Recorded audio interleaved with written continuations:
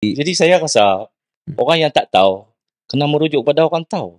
Kalau kita tak tahu, lepas tu kita buat macam tahu. Jadi kita ulas Tapi kalau sebagai layman lah. langsung tak boleh nak soalkan. Ini bukan soal syarak, MB. Ini siasah, ini politik. Ya.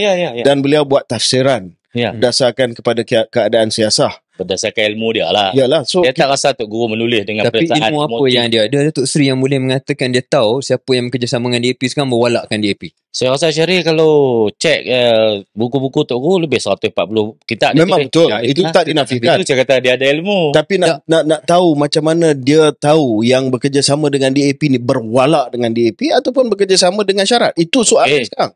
Walak ni benda yang subjektif. Tak nampak ketui macam telefon ni walak ke tak kan. Tak nampak. Dia sangat subjektif. Selagi hang patuh sampai semua benda hak dia suruh semua hang buat.